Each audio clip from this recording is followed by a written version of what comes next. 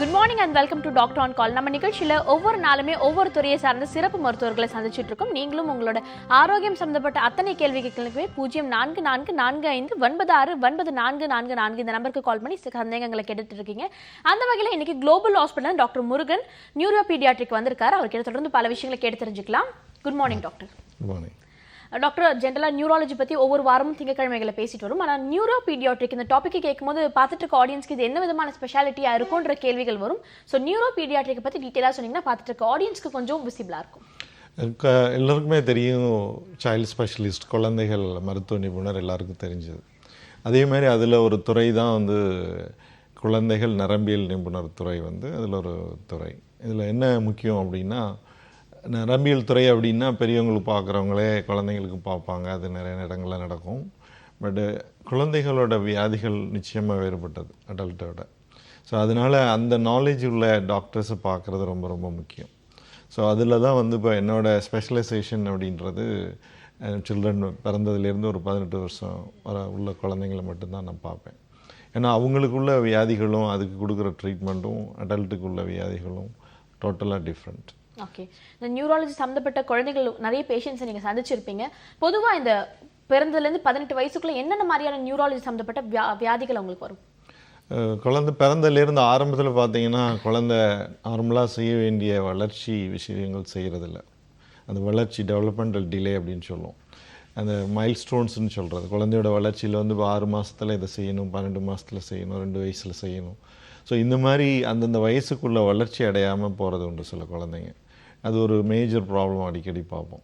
So number 2 வலிப்பு வியாதி, fits, எபிலப்சின்னு சொல்கிறது.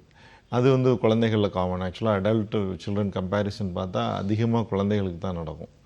பட் அதில் நிறைய டைப்ஸ் இருக்குது. சில குழந்தைங்களுக்கு ஜுரம் வர நேரங்களில் மட்டும் வரும், சில மற்றவங்களுக்கு ஜுரம் இல்லாமையும் வலிப்பு வியாதிகள் வந்துட்டு போகும். ஸோ அதை பற்றி தெரிஞ்சுக்கிறது முக்கியம். அதுக்குள்ளே ட்ரீட்மெண்ட்டும் ஒவ்வொரு வலிப்பு வியாதிக்கும் வேறு ட்ரீட்மெண்ட்டும் உண்டு. 3வது பெரியவங்களுக்கு வர மாதிரி தலைவலி குழந்தைங்களுக்கு வரலாம். அது ஒரு மேஜர் ஏரியா. இது தவிர நிறைய இருக்குது. அடல்ட்டுக்கு வர சில வியாதிகளும் குழந்தைங்களுக்கு, ஸ்ட்ரோக் குழந்தைங்களுக்கும் வரலாம். கொஞ்சம் பெரியவங்களுக்கு அளவுக்கு வராட்டியும் குழந்தைகளுக்கும் வரும்.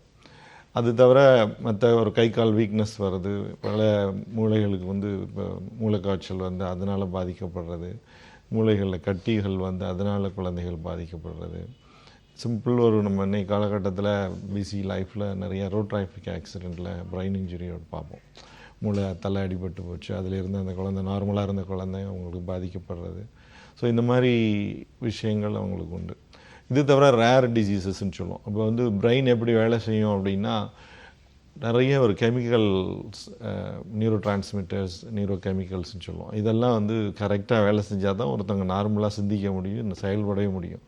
இதில் ஒரு கெமிக்கல் இம்பேலன்ஸ் வந்தாவே அவங்கள பாதிச்சிடும். நிறைய குழந்தைங்க 2 வயசு வரைக்கும் நல்லா இருந்தது, அப்புறம் திடீர்னு செயல் இழந்துட்டாங்க அப்படிம்பாங்க. ஸோ அந்த மாதிரி விஷயங்களை கண்டுபிடிச்சி அதுக்கு சில கண்டிஷன்ஸுக்கு நல்ல ட்ரீட்மெண்ட், க்யூர் பண்ணுற அளவுக்கே ட்ரீட்மெண்ட் இருக்குது. ஸோ அந்த நாலேஜ் அந்த கண்டிஷனை பற்றி படித்து தெரிஞ்சவங்களால தான் அதை செய்ய முடியும். இல்லை அப்படின்னா இது பார்க்க முடியாத கேஸ் அப்படின்னு சொல்லி கைவிடப்பட்ட எத்தனையோ கேஸ் எல்லாம் பார்த்துருக்கோம். ஸோ அதனால் அந்த துறை சார்ந்தவங்க அந்த வைத்தியம் பண்ணுறது நல்லது. இதில் ஓகே டாக்டர், தொடர்ந்து பல விஷயங்கள் பேசலாம். அதுக்கு முன்னாடி முதல் லைனில் காத்துட்டு இருக்காங்க, உங்ககிட்ட பேசலாம். Good morning doctor on call. Hello, வணக்கம். வணக்கம் மேடம். சொல்லுங்கம்மா, உங்க பேர் என்ன, எங்கேருந்து கால் பண்றீங்க? என் பேர் தேவி, நான் திருவாரூர்லேருந்து கால் பண்றேன். ஓகே தேவி, இப்போ யாருக்காக கேட்டு தெரிஞ்சுக்க போறீங்க? எனக்காக தான். ஓகேம்மா, உங்களோட கேள்விகளை நீங்க தொடர்ந்து கேட்கலாம். டாக்டர் முருகன் இருக்காங்க, பேசலாம். சொல்லுங்கம்மா. Good morning doctor. Good morning. எனக்கு கண்ணுல இருந்து மூளைக்கு போற நரம்பு வீங்கி இருக்குன்னு சொல்லியிருக்காங்க. அதுக்கான ட்ரீட்மெண்ட் தான் எடுத்துட்டு இருக்கேன். தலைவலி அதிகமா இருந்ததுனால இப்ப பாத்துட்டு இருக்கேன். இன்னும் அந்த கண்ணுல வீக்கம் இருந்துகிட்டே தான் இருக்கு, வீக்கம்னா வடியவே இல்லை. ட்ரீட்மெண்ட்னா டேப்லெட் மட்டும் சாப்பிட்டுட்டு இருக்கீங்க? ஆமா, நான் டேப்லெட் தான் சாப்பிட்டுட்டு இருக்கேன். அந்த டேப்லெட்ல வீக்கம் வடியலைன்னா ஆப்ரேஷன் பண்ணணும்னு சொல்லியிருக்காங்க. ஓகே, மூளையில் வேற ஸ்கேன்ல எல்லாம் நார்மலாக இருக்குன்னு சொன்னாங்களா? எம்ஆர்ஐ ஸ்கேன் எடுத்து பார்த்துருக்கோம், அது நார்மலாக இருக்குன்னு சொன்னாங்களா? நார்மலா இருக்குன்னு தான் சொல்லியிருக்காங்க. ஆனா கண்ணுல ஒண்ணு வச்சு பார்த்தாங்க, அதுல வந்து மூளையில ஒரு நரம்பு வீங்கி இருக்கு அப்படின்ட்டு சொல்றாங்க. ஓகே. இப்போ நீங்கள் வந்து இப்போ பார்வையெல்லாம் எப்படி இருக்கு உங்களுக்கு? பார்வையெல்லாம் நல்லா இருக்கு. அப்பப்போ ஒரு மயக்கம் வரும், தலைவலி தான் அதிகமா இருக்கு. ஓகே. உங்களோட பிரச்சனை ஒன்றும் பயப்படுற மாதிரியான பிரச்சனை இல்லை, ஆனால் ரொம்ப கவனமாக இருக்கணும். கண் நரம்பு வந்து மூளையோட ஒரு எக்ஸ்டென்ஷன்னு சொல்கிறது, தொடர்ச்சி தான். கண் நரம்புங்கிறது மூளையோட ஒரு பகுதி ஆக்சுவலாக. அதனால என்ன ஆகும் அப்படின்னா, மூளையில் ப்ரெஷர் இருந்தால் கண்ணில் வந்து ப்ரெஷர் அதிகப்படுத்தி காமிக்கும். அது முன்னாடி தெரியாது, கண்ணோட பின்பகுதியில் இருக்கும். அதுதான் அவங்க ப்ராப்ளம். அது பினைன் இன்ட்ராக்ரனல் டென்ஷன் அப்படின்னு சொல்லுவாங்க.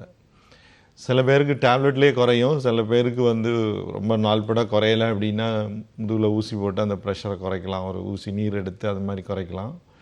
ஸோ அதை வந்து ஃபாலோ பண்ணிக்கோங்க. மெயினாக பார்க்க வேண்டியது பாதிப்பு அப்படின்னா, அந்த ப்ரெஷர் ரொம்ப நாள் தொடர்ந்து இருந்துகிட்டே இருந்ததுன்னா உங்கள் பார்வையோட அளவு குறைக்கும். சைலண்டாக கொஞ்சம் கொஞ்சமாக குறைச்சிட்டு வரும். அதனால் அது ரொம்ப முக்கியம். அப்பப்போ ஐ செக்கப் பண்ணி பார்வை நார்மலாக இருக்குது அப்படிங்கிறது ரொம்ப ரொம்ப முக்கியம், பார்த்துக்க வேண்டியது. தேங்க்யூ ஸோ மச் ஃபார் காலிங்மா. டாக்டர், இப்போ குழந்தைகளுக்கு வலிப்பு இது மாதிரியான சம்மந்தப்பட்ட விஷயங்கள் வரும்போது பெரியவங்களுக்குனா அது பார்த்தீங்கன்னா ஒரு அவேர்னஸ் இருக்கும்.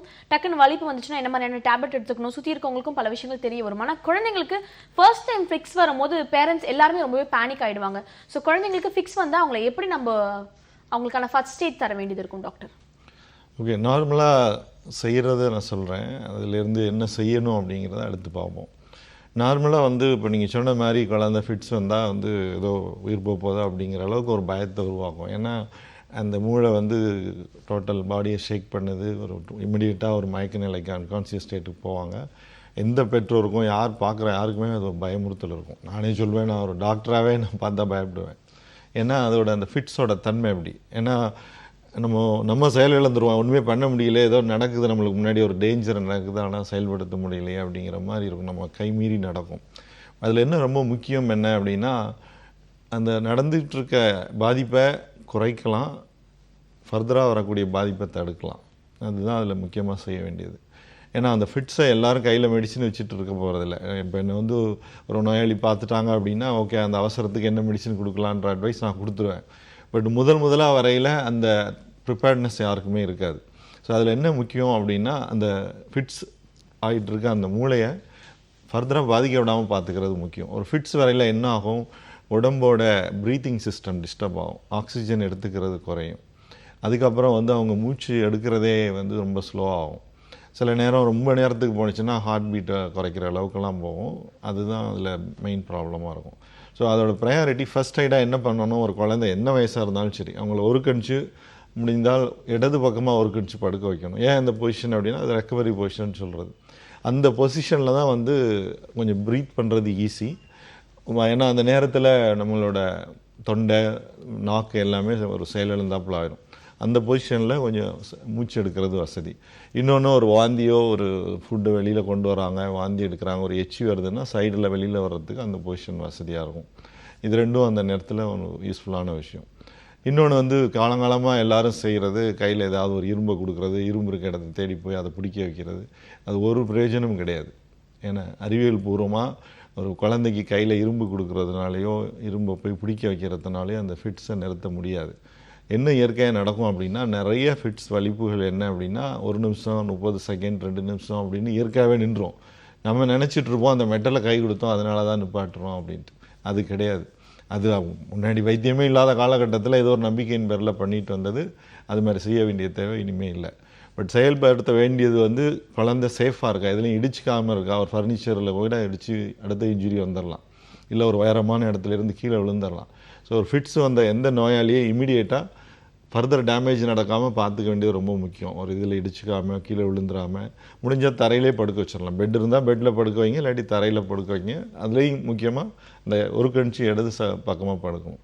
இன்னொன்று, அவசரத்தில் எல்லாருமே வாய்க்கு ஏதாவது தண்ணி கொடுப்போம், ஜூஸ் கொடுப்போம், சாப்பாடு கொடுப்போம்னு நினைப்பாங்க. ஏதோ நம்ம பண்ணி ஆகணும் அப்படிங்கிறதுல. அந்த மாதிரி நேரத்தில் அது மாதிரி வாய் வழியாக எதுவுமே கொடுக்கக்கூடாது, ரொம்ப முக்கியம். ஏன்னா அவங்களுக்கு வந்து அந்த முழுங்குற தன்மை ரொம்ப பாதிக்கப்பட்டிருக்கும். அந்த வலிப்பு முடித்த உடனே மயக்க நிலையில் இருக்குது. ஸோ அவங்க நினைவு திரும்புகிற வரைக்கும் வாய் வழியாக எதுவும் கொடுக்கக்கூடாது. இது ரொம்ப ரொம்ப முக்கியம், இந்த 2 விஷயங்கள். ஓகே, ஃபிக்ஸ் வந்தால் முதல்ல செய்யக்கூடிய விஷயங்கள், செய்யக்கூடாத விஷயங்களை பற்றி டாக்டர் ரொம்பவே டீட்டெயிலாக சொல்லியிருக்காரு. தொடர்ந்து அடுத்த நேரம் லைனில் காத்துட்டு இருக்காங்க, அவங்க கிட்ட பேசலாம். குட் மார்னிங் டாக்டர், ஆன் கால். வணக்கம் வணக்கம். வணக்கம், சொல்லுங்க உங்க பேர் என்ன, எங்க இருந்து கால் பண்றீங்க? நாகப்பட்டினத்துலேருந்து பேசுறோம். ஜோஸ்பி. ஓகே ஜோதிமா, உங்களோட கேள்விகளை நீங்க தொடர்ந்து கேட்கலாம், டாக்டர் இருக்காங்க, பேசலாம். வணக்கம் டாக்டர். வணக்கம்மா. சார், என் குழந்தைக்கு வந்து 9 வயசு ஆகுது. இப்போ 9 ஆரம்பிச்சிருக்கு. ஆனா பிறந்தப்பயே ஃபிட் வந்ததுனால கண்ணாடி பெட்டியில வச்சிருந்தோம். ம். அவ 8 நாள் அதுல இருந்தாப்ல. அதுக்கப்புறம் ஆனா நடக்கிறது இதெல்லாம் கொஞ்சம் தாமதமாவே இருந்துச்சு. ம். அதுக்கப்புறம் நான் வந்து இடையில டாக்டர்கிட்ட காட்டல. ம். ஒரு 7 வயசா இருக்கும்போது குழந்தை டாக்டர்கிட்ட காட்டினதுக்கு எப்பயாவது வந்து அந்த அந்த ஃபிட்டு மாரி வரும். அந்த எப்படின்னா கொஞ்சம் மூச்சு அந்த கண்ணை வந்து அப்படியே தொலைச்சிக்கிட்டு நம்ம என்னன்னு கேட்டோம்னா எதுவுமே கேட்க மாட்டான், அப்படியே இருப்பான். அப்புறம் அடுத்த செகண்ட் அவனுக்கு நார்மலுக்கு வந்துருவான். அது குழந்தை டாக்டர்கிட்ட கேட்டதுக்கு அவங்க வந்து நரம்பு டாக்டர்கிட்ட எழுதி கொடுத்தாங்க. இப்போ வந்து நாங்க வந்து தஞ்சாவூர்ல வாஞ்சிலிங்கம் டாக்டர்கிட்ட தான் காட்டிக்கிட்டு இருக்கோம். 3 மாசத்துக்கு ஒரு நட அவங்க மருந்து கொடுத்துட்டு இருக்காங்க. 3 மாசத்துக்கு ஒரு நட காட்டிட்டு செக் பண்ணி மருந்து கொடுத்துட்டு இருக்கோம். அது வந்து இன்னும் எவ்வளவு நாளைக்கு டாக்டர்? ஆனா அந்த மருந்தை வந்து ஒருவேளை குடுக்கலனாலும் அவனுக்கு வந்துடுது. அது மாதிரி வந்துருது. சளி வந்து அடிக்கடி பிடிக்குது. நாங்க குழந்தை டாக்டர் காட்டி சளிக்கு மாத்திரை மருந்து கொடுத்துட்டு இருக்கோம். ஆனா அது வந்து சளி வந்து கட்டுப்படவே மாட்டேங்குது. இப்போ படிப்பு வந்து கொஞ்சம் ஆனா எல்லாமே நல்லா பேசுறாப்புல. படிக்கிறதுல வந்து ஒரு இது பண்ண முடியல அவனுக்கு. அது எவ்வளவு நாளைக்கு சார் மருந்து கொடுத்துட்டு இருக்கணும்? அதனால ஏதாவது இப்போ 2 விஷயமா. ஒன்று வந்து எதனால் வந்துச்சு அப்படிங்கிறது ஒன்று. குழந்தை பிறந்தப்ப அழுதாப்லையா? அழுகிறது பிரச்சனையாச்சா? அது வந்து எனக்கு ஞாபகப்படுத்த இல்லை. ஆனா வந்து குழந்தை நார்மலா தான் பிறந்தது. இல்லை, நார்மலாக பிறந்திருக்கலாம். இப்போ 8 நாள் கண்ணாடி பெட்டியில் இருந்தால் சொல்கிறீங்களா, அது எதுக்காக வச்சுருந்தாங்க? 2 நாளா குழந்தை பிறந்து 2 நாளா ஒரே அழுவையா இருந்து அழுதுட்டே இருந்தாப்ல. அந்த கத்துனதுனால அது மாதிரி வந்துருச்சா என்னன்னு தெரியல. 3ஆம் நாள் தான் அந்த இதுல ஐசியூல வச்சாங்க. அந்த முதல் 2 நாள் பால் குடிச்சதெல்லாம் நார்மலா?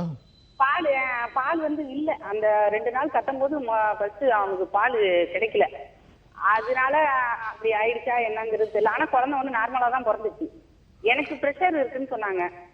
ஓகே. அதனோட பாதிப்பா என்னன்னு இப்போ அது கன்ஃபார்ம் பண்ணுறதுக்கு அதை பார்த்து தான் சொல்ல முடியும். பட் அதை நான் அனுபவமாக சொல்கிறேன். இப்போ நீங்கள் வந்து அந்த 2 நாள் அழுதது இருக்கு இல்லையா, ஒழுங்காக பால் குடிக்கலன்னு சொல்கிறீங்க இல்லையா, அதில் வந்து என்ன ஆகும் அப்படின்னா வந்து சுகர் லெவல் சர்க்கரையோட அளவு குறைஞ்சிரும் குழந்தைக்கு. அந்த மாதிரி சுகர் குறைஞ்சிது அப்படின்னா அந்த பிரெயினை போய் பாதிப்பை ஏற்படுத்திடும். அந்த மாதிரி குழந்தைங்க அவங்க வளர்ச்சியிலையும் கொஞ்சம் லேட்டாக வளர்ச்சி அடைவாங்க. அதை தாண்டி அது ஒரு வலிப்புக்கு ஒரு காரணமாக அமைஞ்சு போயிடும். ஸோ இது மாதிரி நீங்கள் மருந்து குறைச்சாவே வருது அப்படின்னா அந்த மருந்து எப்போவுமே தேவைப்படுறதுக்கான வாய்ப்பு அதிகமாக இருக்குது. சரிங்களா? இப்போ நீங்கள் ஒரு 2 வருஷம் தொடர்ந்து மருந்து கொடுக்குறீங்க, சுத்தமாக ஒன்றும் வரலைன்னா அந்த மருந்தை குறைச்சி ஸ்டாப் பண்ணுறதுக்கு வாய்ப்பு நிறையா இருக்குது. பட் நீங்கள் எப்போல்லாம் குறைச்சி பார்க்குறீங்களோ அப்போல்லாம் வலிப்பு வருது அப்படின்னா அந்த மருந்து எப்போவுமே தேவைப்படுறதுக்கு வாய்ப்பு இருக்குமா. ஓகே, நன்றிமா கால் பண்ணதுக்கு. தொடர்ந்து அடுத்த நேரம் நல்லா காத்துட்டு இருக்காங்க, அவங்க கிட்ட பேசலாம். Good morning doctor on call. Hello வணக்கம், சொல்லுங்க உங்க பேர் என்ன, எங்க இருந்து கால் பண்றீங்க? மங்கேற்கரசிங்க, திருப்பூர்ல இருந்து பண்றாங்க. ஓகேமா, இப்போ யாருக்காக கேட்டு தெரிஞ்சுக்க போறீங்க? தம்பி கண்டிப்பா கேட்கணும். ஓகேம்மா, அவரோட வயது, அவருக்கான பாதிப்பு என்ன நீங்க தொடர்ந்து ஷேர் பண்ணிக்கலாம். டாக்டர் இருக்காங்க, பேசலாம். சொல்லுங்கம்மா. Hello sir, good morning sir. Good morning sir. தம்பிக்கு வந்து இப்ப 13 வயசு ஆகுதுங்க சார். தம்பி பிறந்தப்ப கொஞ்சம் சிக்கானதுனால பிறந்தப்ப வந்து ஃபிக்ஸ் வந்துச்சுங்க சார். அப்ப வந்து கார்டினால் மட்டும் கொடுக்க சொன்னாங்க சார், ஒரு 1 மந்த் பிறந்தப்ப. அப்புறம் அதை வந்து ஸ்டாப் பண்ண சொல்லிட்டாங்க சார். அப்ப ஸ்டாப் பண்ணிட்டாங்க சார். அதுக்கப்புறம் அவனுக்கு ஃபிக்ஸ் வரலைங்க சார். இப்ப லாஸ்ட் இப்ப 9 வயசுல இருந்து இப்ப ஃபிக்ஸ் வர ஆரம்பிச்சிருச்சுங்க சார். அவனுக்கு 8 இயர்ஸா எதுவுமே இல்லைங்க சார். இப்ப 9 வயசுல மறுபடியும் ஃபிக்ஸ் வர ஆரம்பிச்சிருச்சுங்க சார். அப்புறம் ட்ரீட்மெண்ட் எடுத்து இப்ப கம்ப்ளீட்டா ஸ்டாப் ஆயிடுச்சுங்க சார். இப்ப அவனுக்கு கிட்டத்தட்ட 5 வருஷமா நான் டேப்லெட், இப்ப அவனுக்கு வந்து 13 வயசுங்க சார். கிட்டத்தட்ட 5 வருஷமா டேப்லெட் கொடுத்துட்டு இருக்கேங்க சார். இப்ப வந்து வர்றது இல்லைங்க சார். டேப்லெட் ஆரம்பிச்சு ஒரு 6 மாசத்துலயே அவனுக்கு நின்றுச்சுங்க சார் ஃபிக்ஸ். என்ன டேப்லெட் கொடுக்குறீங்கம்மா, எவ்வளோ கொடுக்குறீங்கம்மா? இப்ப தம்பிக்கு வந்து ஹாஸ்பிட்டல் 450 சார், காலையில 1 நைட் 1 சார். சிசிஎம் வந்து 5 mg காலையிலங்க சார், 10 mg ஒன்று. இது 5 வருஷமா கொடுத்துட்டு இருக்கீங்களா 2 டேப்லெட்டுமே? 3 tablet hospital, CCM 5 sir, CCM 10 sir. Okay, தொடர்ந்து 5 வருஷமா கொடுத்துட்டு இருக்கீங்க? ஆமாங்க சார். சரிம்மா. இப்போ நான் பண்ணுற வைத்தியத்தை சொல்கிறேம்மா. நான் 2 வருஷத்துக்கு மேலே கொடுக்க மாட்டேம்மா. ஃபிட்ஸ் ஒரு குழந்தைக்கு வரலைன்னா 2 வருஷம் கழிச்சு நான் குறைச்சி ஸ்டாப் பண்ணிடுவேன். சரிங்களா? உங்கள் குழந்தைக்கு குறைச்சி ஸ்டாப் பண்ணுறதுக்கான வாய்ப்பு நிறைய இருக்குமா. Okay, thank you so much for காலிங்மா. தொடர்ந்து அடுத்த நேர்கிட்ட பேசுறதுக்கு முன்னாடி சின்ன பிரேக் எடுத்துக்கலாம். இது டாக்டர் ஆன் கால்.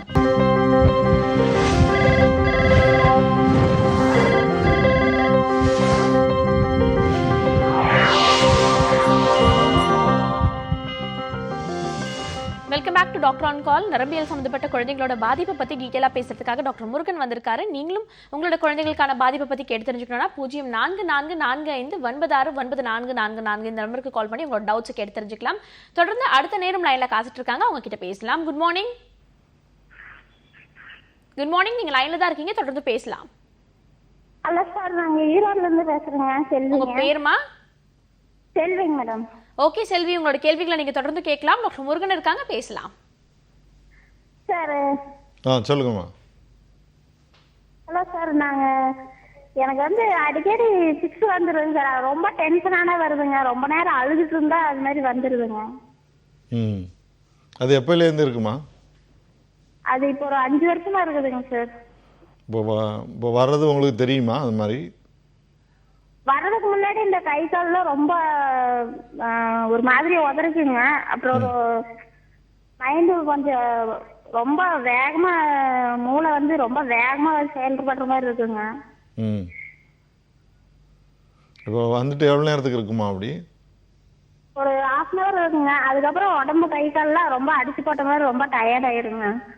இப்போ அந்த 1/2 hour இருக்கிறது உங்களுக்கு தெரியும்? ஆனா சுத்தி நடக்கிறதெல்லாம் தெரியுங்க. ஆனா வந்து அது வந்து எது அது திரும்ப சொல்றது நம்மளுக்கு எது தோன்றது இல்லைங்க. இல்லை, அது வந்துட்டு இருக்கையில் கை கால் உதறப்போ அதெல்லாம் உங்களுக்கு தெரியுதான்னு கேட்குறேன். ஆமாங்க, ஆனா உடம்பெல்லாம் ஒரே மரமரன்னு ஆயிருங்க. சரி, இப்போ மருந்து மாத்திரை எதுவும் சாப்பிட்டுட்டு இருக்கீங்களா? இல்லைங்க சார், எதுவும் சாப்பிடறது இல்லைங்க. ஜிஹெச்ல ட்ரீட்மெண்ட் பார்த்துட்டு இருக்கேங்க. அது பார்த்தா ரொம்ப கை கால்லாம் ரொம்ப உதறதுன்னு சொல்லிட்டு அதை விட்டாச்சுங்க. இது எவ்வளோ நாளைக்கு ஒரு தடவை வருமா? அதாங்க சார், ஏதாவது ரொம்ப டென்ஷனாகவும் இப்போ அழுகாவும். வருஷத்தில் எத்தனை தடவை வரும் அப்படி? வருஷத்துல ஒரு மாசத்துல ஒரு 4 தடவை வரலாங்க. Okay okay. இது ரொம்ப வலிப்பு இருக்கிறது மாதிரி உங்களுக்கு தெரியலம்மா? உங்களுக்கு ஆமாங்க. கொஞ்சம் ஒரு பய உணர்வில் பண்ணுற உடம்பு ஷேக்கிங் மாதிரி இருக்குது. சரிங்க. அதுக்கெல்லாம் கொஞ்சம் மருந்து இருக்குது, அதை எடுத்துக்கலாமா? அது இப்போ நான் நரம்பியல் டாக்டர் பார்த்து சொல்லுங்கள். இப்போ நீங்கள் எடுத்துகிட்ட ட்ரீட்மெண்ட்டையும் எடுத்துகிட்டு போங்க, அதே நேரத்தில் உங்களுக்கு வர்றதை போய் விளக்கமாக சொல்லுங்கள், அவங்க அதுக்குள்ளே மருந்து கொடுப்பாங்க. ஓகே, இது வலிப்பாக இருக்கிறதுக்கான காரணங்கள் ரொம்பவே கம்மியாக இருக்குன்னு டாக்டர் சொல்லியிருக்காருமா. Thank you so much for calling. Doctor, இப்போ இது குழந்தைங்களோட நலங்களை பற்றி பேசிகிட்டு இருக்கும்போது வலிப்பை தாண்டி வேற என்ன நரம்பியல் சம்மந்தப்பட்ட வியாதிகள் குழந்தைகளுக்கு வரதுக்கான வாய்ப்புகள் இருக்குது? ஆரம்பத்தில் குழந்தையோட வளர்ச்சியில் ரொம்ப லேட்டாக சில குழந்தைங்க பண்ணுவாங்க சில விஷயங்களை. இப்போ குழந்தை பிறந்ததுலேருந்து குழந்தை உட்காரணும், நடக்கணும், பேசணும், அப்பா அம்மா புரிஞ்சிக்கணும், மற்ற குழந்தைங்களோட சேர்ந்து விளையாடணும், இதுவெல்லாம் ரொம்ப ரொம்ப முக்கியம் முதல் 2 to 5 வயசில். இது சில குழந்தைங்களுக்கு நடக்கிறதில்ல. பல காரணங்கள் இருக்குது. பட் அது பேரண்ட்ஸ் அவேர்னஸ் இருக்கிறது ரொம்ப முக்கியம். இந்த வயசில் இது நடக்கணும் அப்படின்னு சொல்கிறது. இது பேர் மைல்ஸ்டோன்ஸ்ன்னு சொல்கிறது. ஒவ்வொரு வயசுக்கும் உள்ள வளர்ச்சி கரெக்டாக நடக்கணும். அது நடக்கலை அப்படின்னா வந்துடும் நம்பிக்கையின் பேரில் ரொம்ப லேட் பண்ணுறது பிரச்சனையாயிரும். ஏன்னா சில ட்ரீட்மெண்ட் அந்தந்த வயசில் அந்த மூளைக்கு கொடுக்கல அப்படின்னா ரொம்ப தாமதப்படுத்திடும் அவங்களோட வளர்ச்சியை. ஸோ அதனால் ஒவ்வொரு பெற்றோரும் அதை தெரிஞ்சுக்கிறது ரொம்ப முக்கியம். எந்த வயசில் எது நடக்கணும் அப்படின்ட்டு. இப்போ உதாரணத்துக்கு ஒரு 18 மாதத்தை ஒரு டெட்லைனாக வச்சுக்கலாம். 18 மாதத்தில் ஒரு குழந்தை நடந்திருக்கணும், பேசியிருக்கணும், அப்பா அம்மா யாருன்னு தெரிஞ்சிருக்கணும். இது 3ல் ஏதாவது ஒன்று நடக்கலை அப்படின்னா ப்ராப்ளம். ஏதோ அந்த குழந்தை பின்னோக்கி இருக்குது அப்படின்னு அர்த்தம். நிச்சயமாக ஒரு குழந்தைகள் நிபுணரையோ இல்லை ஒரு குழந்தைகள் நரம்பியல் நிபுணரையோ பார்க்குறது ரொம்ப அவசியம். இது எல்லாருக்குமே ஆட்டோமேட்டிக்காக ப்ராப்ளமாக அப்நார்மலாக ஃபியூச்சர் பாதிக்கப்படும்னா இல்லை. சில குழந்தைங்க சில விஷயங்களை மட்டும் லேட்டாக பண்ணுவாங்க, பின்னாடி சரியாகிக்குவாங்க. அது அந்த மாதிரி இருக்கா இல்லையான்னு அதை பரிசோதனை பண்ணால் தான் தெரியும். அதை நம்மளாக இது சரியாயிருன்னு எடுத்துகிட்டு ரொம்ப தள்ளி போடுறது கூடாது. அதில் ஓகே, குழந்தைங்களுக்கு பேசிக்கான வளர்ச்சி அவ்வப்போது நடந்துகிட்டே இருக்கணும் அப்படின்னு சொல்லி டாக்டர் சொல்லியிருக்கார். தொடர்ந்து அடுத்த நேரம் லைனில் காத்துட்டு இருக்காங்க, அவங்க கிட்ட பேசலாம். Good morning, doctor on call. Good morning ma'am. Good morning, சொல்லுங்கம்மா. உங்க பேர் என்ன, எங்கேருந்து கால் பண்றீங்க? மாலினி, அரக்கோணத்துல இருந்து கால் பண்றேங்க மேம். ஓகே மாலினி, இப்போ யாருக்காக கேட்டு தெரிஞ்சுக்க போறீங்க? என்னோட பையனுக்காக கேக்குறேன் மேம். ஓகேம்மா, உங்க பையனோட வயது, அவரோட பாதிப்புன்னு நீங்க தொடர்ந்து சொல்லலாம், டாக்டர் இருக்காங்க, பேசலாம். 5 years 5 months மேம். சொல்லுங்கம்மா. சார், அவனுக்கு 1.5 வயசுல 6 வந்ததுங்க சார். ஃபீவர் வந்ததுனால 6 வந்தது. இப்ப எப்போ ஃபீவர் வந்தாலும் டேப்லெட் வந்து ஆஃப் டேப்லெட் கொடுக்குறோம். ம் இப்ப 5 வயசு முடிஞ்சு 5 மாசம் ஆயிடுச்சுங்க சார். மறுபடியும் கொடுக்கலாமா ஸ்டாப் பண்ணிடலாமாங்க சார்? இந்த ஜுரத்தோட வர ஃபிட்ஸ்மா வழக்கமாக 95% பார்த்தீங்கன்னா 5 வயசுக்கு அப்புறம் வராதுமா. எப்போவாவது சில குழந்தைங்க நான் பார்ப்பேன் 6வது வயசில் வந்துச்சு 6.5 வயசில் வந்துச்சுன்னு வரலாம். பட் மெயினாக நீங்கள் செய்ய வேண்டியது இனிமேல் செய்ய வேண்டியது ஜுரம் வர்றப்போ ஜுரம் ஜாஸ்தியாகாமல் பார்த்துக்கோங்க. அது மட்டும் போதும். அதுக்காக ஒரு ஃபிட்ஸ் மாத்திரை கொடுத்துட்ருக்கணும் அவசியம் இல்லை. ஓகே, 5 வயதுக்கு மேலே இந்த பாதிப்புகள் தொடர்றதுக்கான வாய்ப்புகள் ரொம்ப ரொம்ப கம்மின்னு டாக்டர் சொல்லியிருக்காரு. ஜுரத்தை மட்டும் ரொம்ப அதிகப்படியாக ஆகாமல் ஃபர்ஸ்ட் இனிஷியல் ஸ்டேஜ்லேயே அதுக்கான ட்ரீட்மெண்ட்டை பார்க்குறது ரொம்பவே நல்ல விஷயமா இருக்கும்னு சொல்லிட்டு. டாக்டர், இன்னொரு விஷயம், பொதுவாக பெரியவங்களுக்கு ஏற்படக்கூடிய பாதிப்புகளை அவங்க ஓரளவு சொல்லிடுவாங்க. இது மாதிரியான பாதிப்பு வருது, எனக்கு இந்த இடத்துல வலிகள் இருக்கு, இல்லை எனக்கு கை காலில் ஒரு விதமான மாற்றங்கள் வருது. ஆனால் குழந்தைங்களுக்கு இது மாதிரியான மாற்றங்கள் டிடெக்ட் பண்ணுறது ரொம்பவே கஷ்டமான விஷயம். ஸோ ஒரு சில குறியீடுகள் வச்சு தான் பேரண்ட்ஸ் இதை புரிஞ்சுக்க வேண்டியதாக இருக்கும். அது எப்படிப்பட்ட குறியீடுகளாக இருக்கும் டாக்டர்? அது ஒவ்வொரு வயசுக்கும் ஒவ்வொரு விதமாக மாறும். பட்டு பேரண்ட்ஸ் வந்து எப்போ அவங்க வந்து நம்ம குழந்தை நார்மலாக இல்லைன்னு அவங்களுக்கே மனசில் தட்டும். நிறைய டைம் வந்து என்கிட்ட கன்சல்ட்டிங் வரையில் நான் சொல்லிகிட்டு இருக்கேன், அம்மாக்கள் தான் அதிகமாக சொல்லுவாங்க, ஆனால் யாரும் கேட்கல, இதெல்லாம் சரியாயிரும் பார்த்துக்குவோம் அப்படின்ற ரெஸ்பான்ஸ் தான் கொடுத்துட்ருப்பாங்க.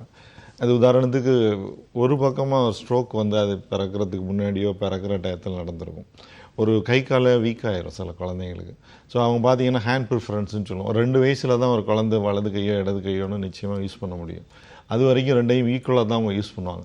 சில குழந்தைங்க இடது பக்கத்தை மட்டும் யூஸ் பண்ணல, இல்லாட்டி வலது பக்கத்தை மட்டும் யூஸ் பண்ணல, எதை எடுத்தாலும் பிடிச்சாலும் வந்து ஒரு கை தான் வருது, ஒரு கையை யூஸ் பண்ண மாட்டேங்கிறாங்க. இது சில பேர் நோட்டீஸ் பண்ணுவாங்க. அது பண்ணாமல் விட்டவங்க ரொம்ப லேட்டாக ட்ரீட்மெண்ட்டுக்கு வந்தாங்கன்னு வச்சுக்கோங்களேன், அந்த வீக்னஸ் கொஞ்சம் அதிகமாகவே இருந்து போயிடும்.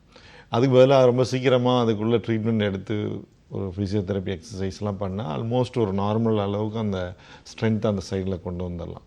இப்போ இது வந்து அந்த வயசுக்குள்ள ஒரு வித்தியாசம் அது. ஓகே, குழந்தைகள் இனிஷியல் ஸ்டேஜ்ல ஏதாவது ஒரு சின்ன சின்ன மாற்றங்கள் அவங்க உடம்புல உங்களுக்கு தென்பட்டுச்சுன்னா உடனே டாக்டர் போய் அணுகுனாதான் சீக்கிரமா அந்த நோய்க்கான பாதிப்புகளை ஈஸியா நம்ம குறைக்க முடியும்னு சொல்லி டாக்டர் சொல்லியிருக்காரு. தொடர்ந்து அடுத்த நேரம் லைன்ல காத்துட்டு இருக்காங்க, அவங்க கிட்ட பேசலாம். Good morning doctor on call. Good morning madam. சொல்லுங்கம்மா, உங்க பேர் என்ன, எங்க இருந்து கால் பண்றீங்க? தீபாங்க மேடம், நான் திருச்சி பக்கத்துல இருந்து பேசுறேங்க மேடம். ஓகே தீபா, இப்போ யாருக்காக கேட்டு தெரிஞ்சுக்க போறீங்க? என் பையனுக்கு கேட்குறேங்க மேடம். ஓகே தீபா, உங்க பையனோட வயது, அவரோட பாதிப்புன்னு நீங்க தொடர்ந்து சொல்லலாம். டாக்டர் முருகன் இருக்காங்க, பேசலாம். சொல்லுங்கம்மா. சார் வணக்கம் சார். ஹலோ சார், வணக்கங்க சார். வணக்கம்மா. சார், என் பையனுக்கு 9 வயசு ஆகுதுங்க சார். அவன் மூக்குல 3 வருஷத்துக்கு முன்னாடி நெட்டை வந்துச்சுங்க சார். ஆனா இப்ப கொஞ்ச நாள் 3 வருஷமா வராம வந்துச்சு, இப்ப மறுபடியும் வருதுங்க சார். அது ஏதாவது பாதிக்குங்களாங்க சார்? என்ன வந்துச்சுமா 3 வருஷத்துக்கு முன்னாடி? மூக்குல நெட்டை வந்துச்சுங்க சார். Okay okay. இப்போ அது வந்து ஒரு இந்த நாஞ்சில் வந்து அடிபட்டு ஒரு சாஃப்ட் ஆகி அதனால வர்றதுமா. அது நீங்கள் வந்து ஒன்றும் பயப்பட வேணாம். பட் திரும்ப திரும்ப இருந்ததுன்னா ஒரு காது மூக்கு தொண்டை நிபுணர்கிட்ட ஒரு தடவை அவசியம் பரிசோதனை பண்ணிக்கோங்க, ரொம்ப முக்கியம். ஓகே, ஒரு இஎன்டி ஸ்பெஷலிஸ்ட்டை கன்சல்ட் பண்ணி அதுக்கான பாதிப்புகள் என்ன விஷயமா இருக்கும் சொல்லி நீங்கள் தொடர்ந்து ட்ரீட்மெண்ட்ஸ் பண்ணலாமா. ஆனால் ஒரு முறை வந்திருக்கிறது அந்த அளவுக்கு பெரிய பாதிப்பாக இருக்காதுன்னு டாக்டர் சொல்லியிருக்காரு. தொடர்ந்து அடுத்த நேரம் நான் எல்லாம் காத்துட்டு இருக்காங்க, அவங்க கிட்ட பேசலாம். வணக்கம். ஹலோ, சொல்லுங்கம்மா, உங்க பேர் என்ன, எங்க இருந்து கால் பண்றீங்க? நாங்க தேன்மொழி, மதுரையில இருந்து ஃபோன் பண்றேன். ஓகே தேன்மொழி. என் பையனுக்கு வந்து 5 வயசு ஆகுது. அவனுக்கு வந்து ஒரு 2 தடவை ஃபீவர் வந்துச்சு, ஒரு 6 மாசம் டிஃபரன்ஸ்ல. ஒரு 10 நாள் ஃபீவர் இருந்துச்சுன்னா ஃபர்ஸ்ட் எடுத்த ஸ்டோர்ல கால் தான் வந்து பெயின் அதிகமா இருந்து எதிர்த்து நடக்க முடியலன்னு சொல்லி சொல்றான். அது வந்து ரத்தம் டெஸ்ட் பண்ண சொல்றாங்க. ஆனா அதுக்கப்புறம் எல்லாம் சரியாயிடுச்சு. காய்ச்சல் வந்து ஃபர்ஸ்ட் கால் அஃபெக்ட் ஆகுது. அது பின்னாடி எதுவும் பாதிப்பு வருமா, இல்ல அந்த ஃபீவரோட பெயின்காண்டி கால்ல வருதா, அது ஒரு டவுட்டா தான், வேற ஒன்றும். இப்போ அந்த ஃபீவர் வரையிலமா அப்போ வந்து கால் வலி வந்து ஒழுங்கா நடக்கிறது கஷ்டமா இருக்கா? ஆமா சார், எந்திரிச்சு நடக்க முடியலங்கிறான். நாங்க தூக்கிட்டு போற மாதிரி தான் இருக்கு. அந்த எத்தனை நாள் இருக்கும் அப்படி? இல்ல, அது அந்த 10 days மட்டும் ஃபீவர் இருந்தப்ப இருந்துச்சு. அதுக்கப்புறம் வரல? இல்ல, அதே போல அது ஒரு 6 மாசம் கழிச்சு 10 days ஃபீவர் இருந்தது. அப்பயும் அதே மாதிரி தான், கால் எந்திரிச்சு நடக்க முடியல அப்படின்னு சொல்லி எடுத்த ஸ்டோர்ல கால் தான் அஃபெக்ட் ஆகுது அவனுக்கு ஃபீவர்னு வந்தா. இப்போ அந்த 10 நாளுக்கு அப்புறம் நார்மலா நடக்கிறானா? அதெல்லாம் நார்மலா இருக்கான். மற்றதுல சைக்கிளிங் எல்லாமே நல்லாவே பண்றான். ஓகே. இப்போ இந்த மாதிரி ஃபீவர் வர டயத்தில் வைரல் மயோசைட்டிஸ்ன்னு சொல்லுவோமா, மசில் காலுக்கு போகிற தசைகளை வந்து கொஞ்சம் புண்ணு மாதிரி ஆக்கி விட்ருவோம். அந்த மாதிரி ஃபீவர் வரப்போ அது வந்து ஒரு டெம்பரரியாக காலை அப்படி வீக் ஆக்கி விடும். ஸோ அந்த ஜுரத்தோட டைம் முடிஞ்ச உடனே அதுவும் சரியாயிடும் பொதுவாக. ஸோ அது ஒன்றும் பயப்பட வேணாம். ஒரு கால் வந்து நீங்கள் ஜுரமே இல்லை நார்மலாக இருக்கையிலையும் இது மாதிரி ஆகிட்டு இருந்ததுன்னா அவசியம் டெஸ்ட் பண்ணி பார்க்க வேண்டியது முக்கியமாக. Okay, thank you so much for காலிங்மா. தொடர்ந்து அடுத்த நேர்கிட்ட பேசுறதுக்கு முன்னாடி சின்ன பிரேக் எடுத்துக்கலாம். இது டாக்டர் ஆன் கால்.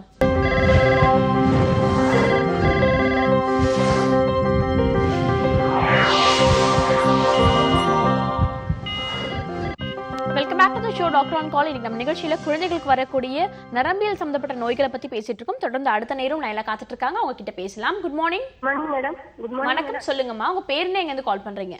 என் பேர் ரேவதி, நான் கடலூர்ல இருந்து கால் பண்றேன். ஓகே ரேவதி, இப்போ யாருக்காக கேட்டு தெரிஞ்சுக்க போறீங்க? என் பையனுக்காக தான் மேடம்.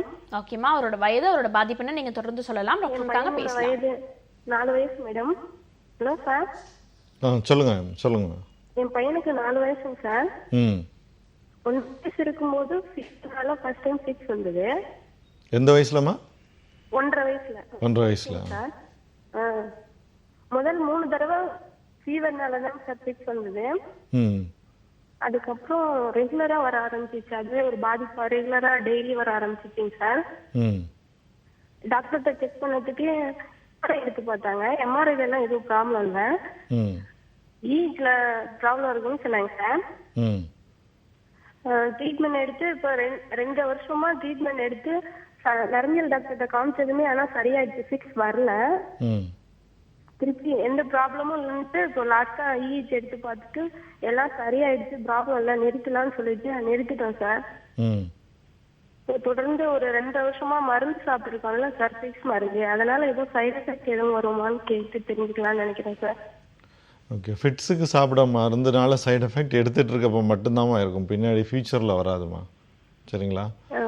ஸோ அதை பற்றி நீங்கள் கவலைப்பட வேணாம். அந்த சைடு எஃபெக்ட்ஸுங்கிறது நீங்கள் மருந்து எடுத்துகிட்டு இருக்கப்போ மட்டும்தான் இருக்கும். நிறுத்தினதுக்கப்புறம் மூளையிலையோ நரம்புலையோ எந்த பாதிப்பையும் அது ஏற்படுத்தாது.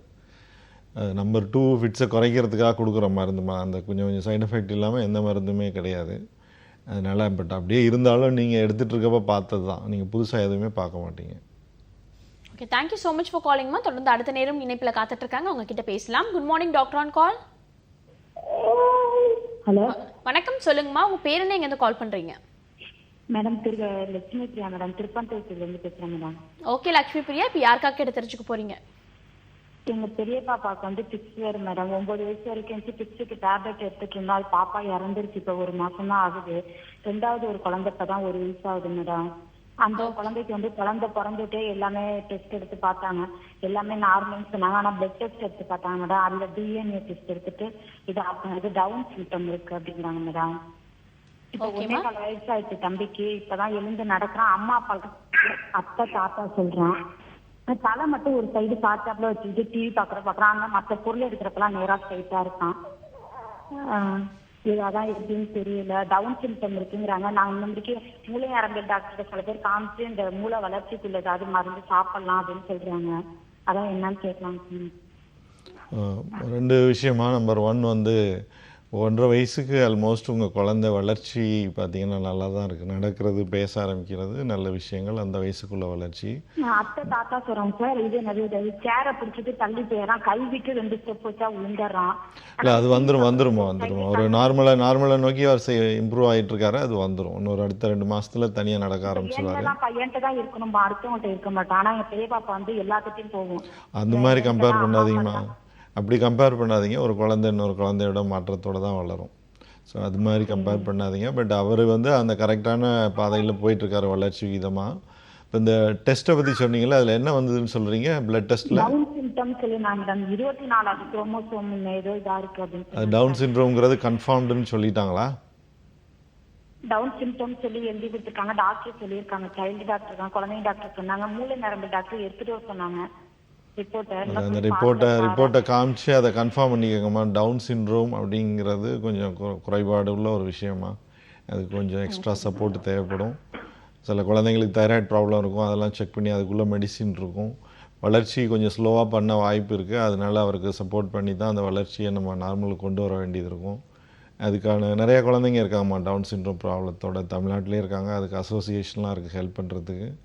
ஸோ முதல் வேளை அது டவுன் சிண்ட்ரோம் தானா அப்படிங்கிறத 100% கன்ஃபார்ம் பண்ணிக்கோங்க. இருந்தது அப்படின்னா நிறையா ஹெல்ப் அந்த குழந்தைக்கு தேவைப்படலாம். ஓகே, நன்றிம்மா கால் பண்ணதுக்கு. டாக்டர், பல பேர் நிறைய கேள்விகள் கேட்டுட்டு இருக்காங்க.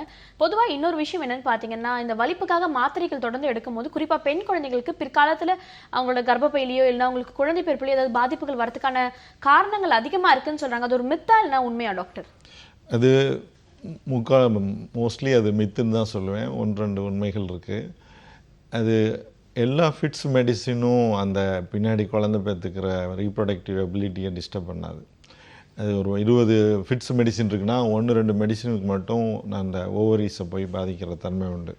ஜென்ரலாக சின்ன வயசில் இருக்கையில் அது வந்து பிரச்சனை இல்லை. ஒரு 5 வயசு பெண் குழந்தைக்கு நான் அந்த மருந்து கொடுக்குறேன்னா எந்த மாற்றத்தையும் ஏற்படுத்தாது. நான் அதையே 15 வயசு பொண்ணுக்கு நான் கொடுக்குறேன் அப்படின்னா அது மாற்றத்தை ஏற்படுத்தும். ஏன்னா எப்போ ஹார்மோன்ஸ் வேகமாக வேலை செய்தோ அப்போ தான் இந்த மருந்தோட எஃபெக்ட்டும் அவங்களோட ஓவரீஸில் போய் பாதிப்பு ஏற்படுத்தும். ஸோ பொதுவாக வந்து நியூராலஜிஸ்ட் வந்து அந்த வயசில் அந்த மருந்துகளை மேக்ஸிமம் அவாய்ட் பண்ண பார்ப்போம். வேறு வழியே இல்லை, ஃபிட்ஸு அந்த மருந்தில் தான் கண்ட்ரோலுக்கு வருது அப்படின்னா தான் அதை கொடுக்க வேண்டிய சூழ்நிலை இருக்கும். பட் எல்லா ஃபிட்ஸ் மெடிசனும் ஆட்டோமேட்டிக்காக வந்து போய் பாதிப்பை ஏற்படுத்தாது. இதில் ரொம்ப முக்கியம், வலிப்பு வியாதியை மெடிசின் கொடுத்து தான் அதை கட்டுப்படுத்த முடியும்னா கொடுத்து தான் ஆகணும். அந்த சைடு எஃபெக்டை நம்ம எடுத்து தான் ஆகணும். இல்லை அப்படின்னா அடிக்கடி ஃபிட்ஸ் வந்து ஹாஸ்பிட்டல் போகிறதுங்கிறது ரொம்ப கஷ்டம் இல்லையா? ஸோ அதனால் எந்த மெடிசனும் ஃபிட்ஸுக்காக கொடுக்குற மெடிசின் சைடு எஃபெக்ட் இல்லாமல் வர முடியாது. பட் சில மெடிசின் கொஞ்சம் அதிகமாக உண்டு, சில மெடிசின் கம்மி. பட் ஓவரால் லாங் டேர்மில் அவங்களோட குழந்தை பெற்றுக்கிற தன்மையை பாதிக்கிற அளவுக்கு பாதிப்பு ஏற்படுத்தக்கூடியது ஒரு சில மாத்திரைகள் தான். அதுவும் அந்த டீனேஜ் இயர்ஸில் அந்த வயதுக்கு வந்த பிறகு அந்த மருந்தை பயன்படுத்தினா தான் அவங்களுக்கு பாதிப்பை ஏற்படுத்தும். ஸோ ஒரு ஃபிக்ஸ்னு ஒரு குழந்தைக்கு கண்டுபிடிச்சா இனிஷியல் ஸ்டேஜ்லேயே அதோட பாதிப்புகள் நம்ம குறைக்கிறதுனால டீனேஜ் வரைக்கும் அந்த மாத்திரைகள் எடுக்கிறத அவாய்ட் பண்ணலாம் டாக்டர். நிச்சயமா. ஓகே, தொடர்ந்து அடுத்த நேரம் லைனில் காத்துட்டு இருக்காங்க, அவங்க கிட்ட பேசலாம். Good morning. வணக்கம் மேடம். வணக்கம், சொல்லுங்க சார். உங்க பேர் என்ன, எங்கேருந்து கால் பண்றீங்க? என் பேர் ஆனந்த், நான் திருச்சியில இருந்து பேசுறேன். ஓகே சார், இப்போ யாருக்காக கேட்டு தெரிஞ்சுக்க போறீங்க? என் பையனுக்கு வந்து இப்போ 3 வயசு ஆகுது மேடம். ஓகே சார், அவரோட பாதிப்பை நீங்க தொடர்ந்து சொல்லலாம். டாக்டர் கிட்ட சொல்லலாங்களா? சொல்லலாம், டாக்டர் இருக்காங்க, பேசலாம். என் பையன் வந்து 4 மாசம் பேபியா இருந்தப்போ ஃபிட்ஸ் வந்ததுங்க. அந்த ஃபிட்ஸ் வரதுக்கு ஒரு 2 டேஸ் முன்னாடி தான் டிபிடி அந்த இன்ஜெக்ஷன் போட்டிருந்தேன், தடுப்பூசி. அதுக்கப்புறம் நாங்க எம்ஆர்ஐ இஜிலாம் எடுத்து பார்த்தோம், எல்லாமே நார்மலா இருக்குன்னு சொன்னாங்க. அப்புறம் ஒரு 1 இயர் வரைக்கும் பெனடாயின் மருந்து கொடுத்துருந்தோம். அதுக்கப்புறம் இப்போ வரைக்கும் நாங்க லெவட்ராசிட்டம் கண்டினியூ பண்ணிட்டு இருக்கோம். இந்த ஃபிட்ஸ் வந்து மொத்தமா ஒரு 14 டைம் வந்தது மேடம், வந்ததுங்க சார். லாஸ்டா வந்து 1 இயர் ஏஜ் 1 இயர் இருந்தப்போ வந்தது, அதுக்கப்புறம் வரல. இந்த மருந்து வந்து இன்னும் ஒரு 6 மாசத்துக்கு கண்டினியூ பண்ண சொல்றாங்க, லெவட்ராசிட்டம். இந்த இவ்வளவு லாங் பீரியட் கொடுக்கறதுனால, இந்த மருந்து கொடுக்கறதுனால ஏதாவது ப்ராப்ளம் வருங்களாங்க சார்? இல்லை, ஃபர்ஸ்ட் வந்தப்போ 4 மாசத்துல வந்ததுன்னு சொன்னீங்க. அப்புறம் எப்டாயின் கொடுத்தீங்க. இப்போ லெவட்ராசிட்டம் 1 வயசுலேருந்து கொடுத்துட்ருக்கீங்களா? ஆமாங்க சார். இப்போ என்ன வயசு? இப்போ வந்து 3 வயசுங்க சார். எப்டாயின் கொடுத்தீங்க சார், டைலண்டின் கொடுத்தோம். டைலாண்டின் கொடுத்தீங்க. இப்போ 3 வயசு. கடைசியாக ஃபிட்ஸ் எப்போ வந்தது? 1 வயசு குழந்தையா இருந்தப்போ வந்ததுங்க. அதுக்கப்புறம் வரல? அதுக்கப்புறம் வரல, இப்போ 2.5 வருஷமா வரல. ஓகே, நான் முன்னாடி இன்னொருத்தவங்க கேட்ட கேள்விக்கு பதில் சொன்னேன். நான் பொதுவாக வந்து 2 வருஷம் ஃபிட்ஸ் வரலைன்னா நான் மருந்து தொடர மாட்டேங்க. இது என்னோட ப்ராக்டிஸ். அது இன்டர்நேஷ்னல் ஸ்டாண்டர்ட் கூட. ஏன் அப்படின்னா அதுக்கப்புறம் வரதுக்கான வாய்ப்பு குறைவு. அதனால 2 வருஷத்துக்கு வரலை அப்படின்னா அந்த மருந்தை குறைச்சி நிப்பாட்டிடலாம். பட் நீங்கள் குறைச்சி தான் நிப்பாட்டணும் வழியே அப்ரப்டாக டக்குன்னு ஒரே நாளில் நிறுத்தக்கூடாது. நீங்கள் எடுத்துகிட்டு இருக்க மருந்தை ஒரு 25% வாரம் குறைச்சி மெதுவாக நிறுத்தி பண்ணலாம். அது உங்கள் டாக்டர் ஆலோசனையோட அவசியம் பண்ணுங்கள். இப்போது சைடு எஃபெக்டை பொறுத்த வரைக்கும் முன்னாடியே ஒரு காலருக்கு சொன்னேன், அது எடுத்துகிட்டு இருக்கையில் தான் இருக்கும். அது நிறுத்தினதுக்கப்புறம் பின்னாடியெல்லாம் பாதிப்பு வராது. ஸோ அதை பற்றி ஒன்றும் பயப்பட வேணாம். ஸோ உங்கள் குழந்தைக்கு இந்த மருந்தை நீங்கள் நிச்சயமாக ஸ்டாப் பண்ணக்கூடிய டயத்தை நெருங்கிட்டீங்க, நிச்சயமாக பண்ணலாம். Okay, thank you so much for calling sir. தொடர்ந்து அடுத்த நேரம் லைனில் காத்துட்டு இருக்காங்க, உங்ககிட்ட பேசலாம். Good morning, doctor on call. Hello, வணக்கம், சொல்லுங்கம்மா. உங்க பேர் என்ன, எங்கேருந்து கால் பண்றீங்க? நான் ஈரோடுலேருந்து பேசுறேங்க, தமிழ்ச்செல்வி. ஓகே தமிழ்ச்செல்வி, இப்போ யாருக்காக கேட்டு தெரிஞ்சுக்க போறீங்க? என் பொண்ணு பாப்பாக்கு தாங்க. ஓகேம்மா, உங்களோட வயது, உங்களோட பாதிப்புகள் நீங்க தொடர்ந்து ஷேர் பண்ணிக்கலாம். டாக்டர் இருக்காங்க, பேசலாம். ஹலோ. சொல்லுங்கம்மா. சார், எங்க பாப்பாக்கு 4 வயசு 6 வந்துங்க சார். நல்லா தான் நார்மல் டெலிவரி தான் ஆனாங்க சார். நல்லா தான் இருந்தா. 4 வயசு திடீர்னு 6 வந்துச்சுங்க சார். அப்புறம் ஸ்கேன்ல எடுக்க சொன்னாங்க, எல்லாம் எடுத்து பார்த்தோம். நான் மூளை நல்லா இருக்கு, நரம்பல் நல்லா இருக்குன்னு சொல்லிட்டாங்க. என்க்ரோட்டின்னு ஒரு மருந்து கொடுத்துட்டு இருக்காங்க சார். என்ன மருந்துமா? ஹலோ, என்ன மருந்துமா? என்க்ரோட்டின்னு ஒரு மருந்து கொடுத்துருக்காங்க, சிறப்பு கொடுத்துட்டு இருக்காங்க சார்.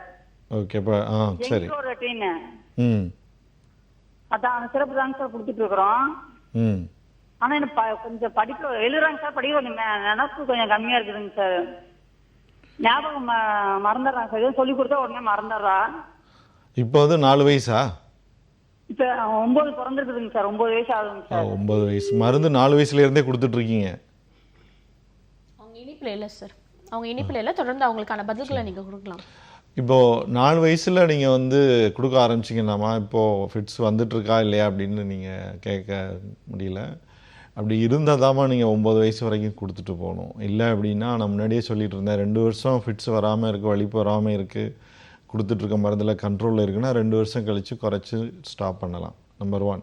2 வந்து எல்லா வலிப்பு மருந்துகளுக்கும் ஞாபக சக்தியை, கான்சன்ட்ரேஷனை கொஞ்சம் பாதிக்கக்கூடிய தன்மை உண்டு. ஸோ அதனால் அவர் படிப்பில் கஷ்டப்படுறது மருந்து ஒரு காரணம்.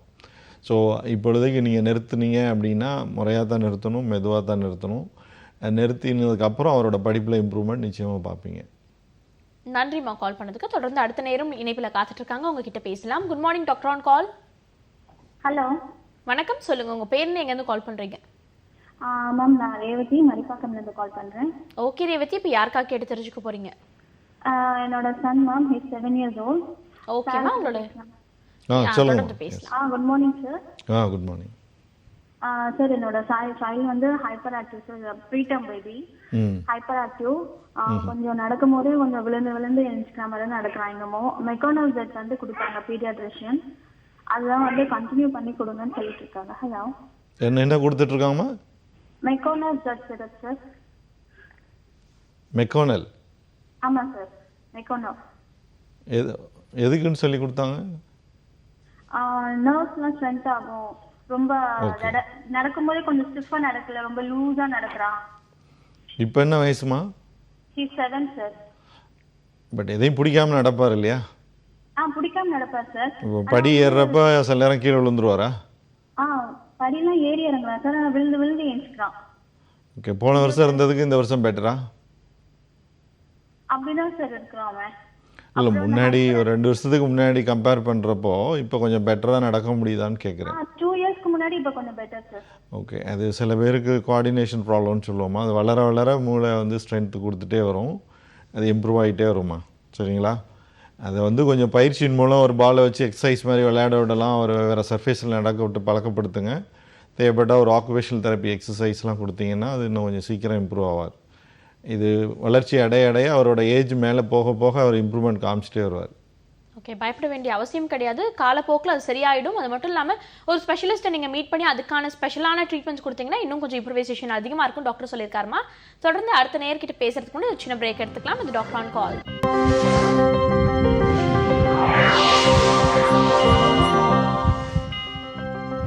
Welcome back to the show doctor on call. நம்ம நிகழ்ச்சியில் பல விஷயங்கள் பற்றி பேசிட்டு இருக்கோம். குறிப்பாக இன்னைக்கு குழந்தைகளுக்கு வரக்கூடிய நரம்பியல் சம்பந்தப்பட்ட பாதிப்புகள் பற்றி டீட்டெயிலாக பேசுறதுக்காக டாக்டர் முருகன் வந்திருக்காங்க. தொடர்ந்து பேசலாம். டாக்டர், வலிப்புகள் வித்தியாசமான வலிப்புகள் இருக்கு, ஒவ்வொரு ஸ்டேஜஸ்ல ஒவ்வொரு விதமான வலிப்புகள் வரக்கூடுமா? அந்த வலிப்புகளை பற்றி கொஞ்சம் டீட்டெயிலாக சொல்ல முடியுமா? பொதுவாக வந்து எல்லோரும் நினைக்கிறது வலிப்பு அப்படின்னா அந்த பேஷண்ட் யாருக்கு வருதோ அவங்க மயக்கம் போட்டு கீழே விழுந்துடணும், கை காலில் உதறணும், வெட்டணும், ரொம்ப அக்ரெசிவாக உடம்பு துடிக்கணும் அப்படிங்கிற மாதிரி தான் நினச்சிட்ருக்காங்க. அப்படி கிடையாது. மேபி அடல்ட்டில் கொஞ்சம் அதிகமாக அப்படி வரலாம். குழந்தைகளுக்கு வர்றதுல நிறைய வகை இருக்குது, ஒவ்வொரு வயசுலேயும் ஒரு விதமாக வரும். சின்ன வயசுலலாம் பார்த்திங்கன்னா வந்து குழந்தை பேசாமல் இருக்கும், கை மட்டும் ஒரே ஒரு கை மட்டும் துடிக்குது, கால் மட்டும் துடிக்குது அப்படின்னு வரும். சில பேருக்கு வெறும் மூஞ்சியில் மட்டும் கண்ணோட இமைகள் மட்டும் துடிக்கும். பட் ஆனால் உங்களுக்கு அந்த வித்தியாசத்தை ஃபீல் பண்ண முடியும். நார்மலாக ஆக்டிவாக நம்மளோட விளையாண்டு சிரிக்கிற குழந்தை திடீர்னு நிறுத்திடுச்சு, மூஞ்சியில் மட்டும் வித்தியாசம் காமிக்குது, இல்லாட்டி கண்ணு மட்டும் மேலே மட்டும் போகுது. ஏன்னா அந்த கண்ணு மேலே போகையில் நீங்கள் கை காலெல்லாம் வெட்டுறது மாதிரி பார்க்க மாட்டீங்க. எல்லா குழந்தைங்களுக்கும் அப்படி வராது. சில குழந்தைங்களுக்கு தான் கை காலும் வெட்டும், கண்ணும் மேலே போகும். ஸோ அந்த மாதிரி இருக்குது. சில குழந்தைங்க ஸ்கூல் போகிறப்ப நிறையா டைம் மிஸ் பண்ணுவாங்க. சில நேரம் டீச்சர்ஸ் தான் ஸ்பாட் பண்ணுவாங்க இந்த ப்ராப்ளத்தை. என்ன அப்படின்னா ஆப்சன்ஸ் எபிலெப்சி அப்படிமோ. கிளாஸ் கவனிச்சிட்டு இருக்கல திடீர்னு அந்த குழந்தை அப்படியே ஏதோ ஒரு கொஸ்டினுக்கு ஆன்சர் பண்ணும், அப்படியே ஸ்டாப் பண்ணிவிட்டு அப்படியே எங்கேயோ பார்த்த மாதிரி நிற்கும். திரும்ப ஒரு 20 செகண்ட் நிப்பாட்டிட்டு மறுபடியும் பழையபடி கொஸ்டினுக்கு ஆன்சர் பண்ணும். வேறு உடம்புல எந்த மாற்றமும் இருக்காது. அவங்க எங்கேயோ தூரத்தில் பார்க்குற மாதிரி பார்க்க ஆரம்பிப்பாங்க, ஸ்லைட்டாக கை கழுத்தை திருப்புவாங்க, அவ்வளோதான் நடக்கும். கை காலெல்லாம் உதற மாட்டாங்க. அது ஒரு நாளைக்கு 10 தடவை 50 தடவை அந்தளவுக்குலாம் நடக்கும். அந்த மாதிரி ஃபிட்ஸ் எல்லாம் கண்டுபிடிச்சி இல்லாட்டி டவுட் இருந்ததுன்னா பரிசோதனை பண்ணி அதுக்கு ட்ரீட்மெண்ட் கொடுக்குறது ரொம்ப முக்கியம். ஏன்னா அது வந்து அவங்களோட படிக்கிற தன்மையை மாற்றிடும். ஸோ படிக்கிறதுல கஷ்டப்படுவாங்க. ஸோ அந்த மாதிரி ஃபிட்ஸை கண்டுபிடிக்கிறது முக்கியம். பெரிய குழந்தைங்களுக்கு தான் அந்த கை கால் வெட்டி வர்றது உண்டு. இன்னொரு குரூப் இருக்குது, தூக்கத்தில் மட்டும் சில குழந்தைங்களுக்கு வலிப்பு வரும். நார்மலாக தூங்கிட்டு இருப்பாங்க, தூங்க 1/2 hour கழிச்சு 1/4 மணி நேரம் கழிச்சு திடீர்னு அந்த பெற்றோர்களை நோக்கி ஓடி வரும் அந்த குழந்தை. அதுக்கப்புறமா ஃபிட்ஸ் ஆரம்பிக்கும். இல்லை படுத்துட்ருக்கையில் அப்பா அம்மா பக்கத்தில் படுத்துருக்கையில் திடீர்னு அந்த உடம்பு ஷேக் ஆகும், அந்த மாதிரி வரும். சில குழந்தைங்களுக்கு தூக்கி எழுந்திருக்கிற நேரத்தில் மட்டும் வரும். சில ஃபிட்ஸ் வந்து ஒரு பர்டிகுலர் டைம்லேயே வந்துட்டு போகும். அது ஏன் காரணம்னு இன்னும் கண்டுபிடிக்கல அறிவியல் பூர்வமாக. பட் ஒவ்வொரு குழந்தைக்கும் ஒவ்வொரு டைம் ஆஃப் த டேயில் வரலாம். ஸோ அதுமாதிரி உடம்பை பாதிக்கிற இடங்கள் வித்தியாசப்படலாம், வர்ற தன்மை வித்தியாசப்படலாம், வர்ற நேரங்கள் வித்தியாசப்படலாம், வர்ற நம்பர் வித்தியாசப்படலாம். ஸோ அது மாதிரி ஒரு டவுட் இருந்தால் அவசியம் வந்து பரிசோதனை பண்ணி கண்டுபிடிச்சி வச்சுக்கிறது ரொம்ப முக்கியம். ஓகே, ஃபிக்ஸ்ன்னு எடுத்துக்கிட்டா உடனே அவங்களோட கை கால் உதறணும், அவங்களோட உடம்புல ஒரு சில மாற்றங்கள் வரணும், ரொம்பவே அக்ரெசிவாக வரணுன்ற அவசியம் மட்டும் கிடையாது. ரொம்ப சைலண்டான முறைகளில் கூட குழந்தைகளுக்கு ஃபிக்ஸ் வரதுக்கான வாய்ப்புகள் இருக்குது. ஸோ பேரண்ட்ஸ் அதை உடனே கண்டுபிடிச்சி டாக்டர்ஸ் கிட்ட கொண்டு போய் உடனே சிகிச்சை எடுக்கிறதா ஒரு ஆரோக்கியமான விஷயமா இருக்கும்னு சொல்லி டாக்டர் முருகன் சொல்லியிருக்காரு. தொடர்ந்து அடுத்த நேரம் லைனில் காத்துட்டு இருக்காங்க, அவங்க கிட்ட பேசலாம். Good morning. ஹலோ, வணக்கம், சொல்லுங்கம்மா. உங்க பேர்னு எங்கேருந்து கால் பண்றீங்க? பாண்டிச்சேரியிலேருந்து மைதிலின்னு பேசுகிறேன் மேம். ஓகேம்மா, உங்களோட கேள்விகளை நீங்க தொடர்ந்து கேட்கலாம், டாக்டர் இருக்காங்க, பேசலாம். சொல்லுங்கம்மா. சார், என் பையனுக்கு 6 வயசு இருக்கும்போது ஃபீவர் வந்து ஃபிக்ஸ் வந்துச்சு. அது வந்து ட்ரீட்மெண்ட்லாம் பார்த்துட்டு தான் இருக்கோம். எம்ஆர்ஐ, சிடி எல்லாமே எடுத்ததுல வந்து நார்மலா இருக்கு. ஆனாலும் மாத்திரை கொடுத்தும் ஃபிக்ஸ் வந்துட்டே இருக்கு சார். இப்போ 10 years ஆகுது, ஆனாலும் ஃபிக்ஸ் வந்துட்டே தான் சார் இருக்கு. இப்போது சில குழந்தைங்களுக்கு அந்த ஃபிட்ஸோட தன்மை ரொம்ப ஸ்ட்ராங்காக இருக்குமா? அது மாதிரி சுச்சுவேஷனில் ஒரு மாத்திரைக்கு மேலே 2 மாத்திரை கொடுக்க வேண்டியது இருக்கும். சில நேரத்தில் அந்த மருந்து வேலை செய்யலைன்னா மாற்றி கொடுக்க வேண்டியது இருக்கும். அந்த மாதிரி இடங்களில் தான் ஒரு குழந்தைகள் நரம்பியல் நிபுணருக்கு முக்கியமான வேலை இருக்குதுன்னு சொல்லுவேன். ஏன்னா இது ரெகுலராக எல்லாருக்கும் பண்ணுற மாதிரி பண்ணால் இது வேலை செய்யாதுமா. அது வந்து அதுக்குள்ளே நாலேஜ் இருக்கிறவங்க அதுக்கு வைத்தியம் பண்ணால் தான் அது சில நேரத்தில் இம்ப்ரூவ்மெண்ட்டே பார்க்க முடியும். இன்னொன்று வந்து ஃபிட்ஸோ மருந்தோட 2 விதமான வேலை இருக்குது. ஒன்று வந்து குறைக்கிறது, வரவிடாமல் ஸ்டாப் பண்ணுறது. சில குழந்தைங்களுக்கு வரவிடாமல் ஸ்டாப் பண்ணிடுறோம். மெஜாரிட்டி குழந்தைங்களுக்கு அதுதான், ஒரு மெடிசன் கொடுப்போம் அதிலே கண்ட்ரோலுக்கு வந்துடுச்சுன்னு வரலாம். சில குழந்தைங்களுக்கு அந்த நம்பர் ஆஃப் டைம்ஸ் வர்றதை தான் குறைக்க முடியும், 100% வரவிடாமல் தடுக்க முடியாது. பட் நீங்கள் என்ன மெடிசன் எடுத்துகிட்ருக்கீங்க, எது மாதிரி மாற்றங்கள் பண்ணியிருக்காங்க மருந்துலேன்னு எனக்கு தெரியாது. பட் அவசியம் வந்து இந்த மாதிரி நீங்கள் ஸ்கேன் மற்றதெல்லாம் நார்மலாக இருக்குது, குழந்தை அது வரைக்கும் நார்மலாக தான் இருந்தாப்புலன்னா அது வந்து கட்டுப்பாடுக்குள்ளே வர முடியாத வலிப்பு வியாதியாக எனக்கு தோணலை. ஸோ அது முறையாக வந்து ஆலோசனை பண்ணி அதை ட்ரீட்மெண்ட்டை மாற்றி சரி பண்ண முடிய விஷயமாக தெரியுது. பட் அதுக்கு கொஞ்சம் நீங்கள் அதை முயற்சி பண்ணுங்கள். மற்றபடி ஒவ்வொருத்தங்களுக்கும் ஒரு டைப் இருக்குது. இப்போ வந்து ரொம்ப சிவியராக இல்லாட்டி எனக்கு ஒரு மருந்து கேட்காத ஃபிட்ஸு சில நேரங்களில் அப்படி பார்ப்போம். Okay, thank you so much for காலிங்மா. தொடர்ந்து அடுத்த நேரம் இணைப்பில் காத்துட்டு இருக்காங்க, அவங்க கிட்ட பேசலாம். வணக்கம், doctor on call. Good morning madam. Good morning, சொல்லுங்கம்மா. உங்க பேருன்னு எங்கேருந்து கால் பண்றீங்க? பானுரேகா, அருப்புக்கோட்டையிலேருந்து பேசுகிறேன் மேடம். ஓகேம்மா, இப்போ யாருக்காக கேட்டு தெரிஞ்சுக்க போறீங்க? என் சன்னுக்கு தான் மேம். ஓகேம்மா, அவரோட வயது, அவரோட பாதிப்புன்னு நீங்க தொடர்ந்து கேட்கலாம். டாக்டர் முருகன் இருக்காங்க, பேசலாம். Good morning sir. Good morning ma'am, சொல்லுங்கள். இப்போ என் பையனுக்கு 1 year இருக்கப்ப சார் ஃபீவர் ஹை லெவலில் ஆகி ஒரு மாதிரி மயக்க நிலைமைக்கு வந்துட்டான். உடனே ஹாஸ்பிட்டல் அட்மிட் பண்ணப்போ ஒரு இன்ஜெக்ஷன் போட்டு அது ஜன்னி வந்திருக்கு அப்படின்னு இன்ஃபார்ம் பண்ணிட்டாங்க. 1 week சேர்ந்து இஇஜி எடுத்து பார்க்க சொன்னாங்க, சிடி ஸ்கேன் எடுக்க சொன்னாங்க. சிடி ஸ்கேன்ல நார்மல் வந்துருச்சு. இஇஜி எடுத்துக்கிறப்ப வந்து அப்நார்மல்னு காட்டிடுச்சு. அதுக்கு வந்து வால்பாரின்னு ஒரு டானிக்கை கொடுத்துருக்காங்க சார், கொடுத்துட்டே வர்றோம். ஆனால் ஒரு சில டாக்டர் சொல்றாங்க அது ஃபீவர் வந்தால் மட்டும் ஜன்னி வந்து அந்த டானிக்கை கொடுக்க வேண்டாம், ப்ரீசியம் டேப்லெட் மட்டும் கொடுங்க, ஃபீவர் இருந்துச்சுன்னா அது கண்டினியூஸாக கொடுத்துட்டு வராதிங்க அப்படின்றாங்க. இதோட 4-5 டாக்டரை கன்சல்ட் பண்ணிட்டு எல்லாருமே அப்படிதான் சொல்றாங்க. ஆனா நியூராலஜிஸ்ட் மட்டும் வால்பாரின் 2 years கம்ப்ளீட்டா கொடுத்துட்டு வாங்க அப்படின்றாங்க. ரொம்ப குழம்பி போயிருக்கீங்கன்னு தெரியுது. ஆமாங்க சார், கன்ஃபியூஸ்ல வந்து நான் இப்போ நான் என்ன பண்ணுவேங்கிறத சொல்கிறேன். இது வந்து ஜுரத்தினால வர்ற வலிப்பு, சரிங்களா? இது ஜுரத்தினால ஏன் இந்த வலிப்பு வருதுன்னா, மூளை வந்து ஜுரத்தை ஹேண்டில் பண்ணுறதுக்கு முதிர்ச்சி அடையாது 6 வயசு வரைக்கும். சில குழந்தைங்களுக்கு 100க்கு 5 குழந்தைங்களுக்கு இந்த ப்ராப்ளம் பார்ப்போம், ரொம்ப காமனான ப்ராப்ளம். இந்த வலிப்பு வந்து எந்த வகையிலையும் அந்த குழந்தையோட மூளையை நிகழ்காலத்துக்கும் பாதிக்காது, ஃப்யூச்சருக்கும் பாதிக்காது. ஸோ வர்றதை பற்றி நீங்கள் கவலைப்பட வேணாம். என்னோடய மருந்து சம்மந்தமாக அட்வைஸ் வந்து நான் யாருக்குமே வந்து நான் அட்வைஸ் பண்ண மாட்டேன். இந்த மாதிரி வலிப்புக்கு, ஜுரத்தோடு வர்ற வலிப்புக்கு நீங்கள் வால்பரினோ நாள்பட கொடுக்க வேண்டிய மருந்துக்கான தேவை இல்லைம்மா. ஜுரம் வரையில் ஜுரம் ஜாஸ்தியாகவும் பார்த்துக்காங்க. அதையும் தாண்டி ஃபிட்ஸ் வந்துருச்சா முதலுதவியை பண்ணி அந்த ஃபிட்ஸை நிறுத்த முடியுதா நிறுத்த பாருங்கள். அதையும் முடியலையா ஹாஸ்பிட்டல் போய் ஒரு இன்ஜெக்ஷன் போட்டு ஃபிட்ஸை நிறுத்திக்கங்க. அவ்வளோதான் நீங்கள் செய்யணும். அதுக்கு பதிலாக நீங்கள் தினசரி மருந்து கொடுக்க வேண்டிய அவசியம் இல்லைம்மா. Okay, thank you so much for காலிங்மா. தினசரி மருந்து கொடுக்க வேண்டிய அவசியம் இல்லைன்னு டாக்டர் மென்ஷன் பண்ணியிருக்காரு. தொடர்ந்து அடுத்த நேரம் லைனில் காத்துட்டு இருக்காங்க, அவங்க கிட்ட பேசலாம். Good morning. ஹலோ, நீங்கள் இணைப்பில் தான் இருக்கீங்க, தொடர்ந்து பேசலாம். ஓகே, இன்னைக்கு நம்ம நிகழ்ச்சியில் நரம்பியல் சம்மந்தப்பட்டு குழந்தைகளுக்கு வரக்கூடிய பாதிப்புகள் பற்றி டீட்டெயிலாக பேசிட்டு இருக்கோம். பல பேர் கால் பண்ணி இந்த மாதிரியான கேள்விகள் கேட்டுட்டு இருக்காங்க. உங்களுக்கும் இது பற்றிப்பட்ட சந்தேகம் இருந்துச்சுன்னா 0444969444 இந்த நம்பருக்கு கால் பண்ணி உங்களோட சந்தேகங்களை கேட்டு தெரிஞ்சுக்கலாம். டாக்டர், இப்போ குழந்தைங்களுக்கு வரக்கூடிய ஃபிக்ஸஸ் பற்றி பேசிட்டு இருக்கோம். இதை தாண்டி ஃபிக்ஸையும் தாண்டி ஒரு சில குழந்தைங்களுக்கு சின்ன தலைவலி வரும், அவங்களுக்கு ஏதாவது மெமரியில் கொஞ்சம் ப்ராப்ளம் இருக்கும். ஆனால் பெற்றோர்கள் என்ன நினைப்பாங்கன்னா, படிக்கிறதுக்கு ஒரு சோம்பேறி தண்டப்பட்டு இப்படிப்பட்ட விஷயங்களை குழந்தைங்க முன் வைக்கிறாங்க, தலைவலிக்குது, உடம்பு சரியில்லைன்னு சொல்கிறாங்க. அதை தாண்டி உண்மையிலே தலைவலிக்குதுன்னா அது எப்படி நம்ம ஐடென்டிஃபை பண்ணுறது டாக்டர்? இப்போ தலைவலி பெரியவங்களுக்கு வர மாதிரி குழந்தைகளுக்கு வரலாம். அது பெரியவங்களுக்கு மட்டும்தான் வரணும்னு கிடையாது.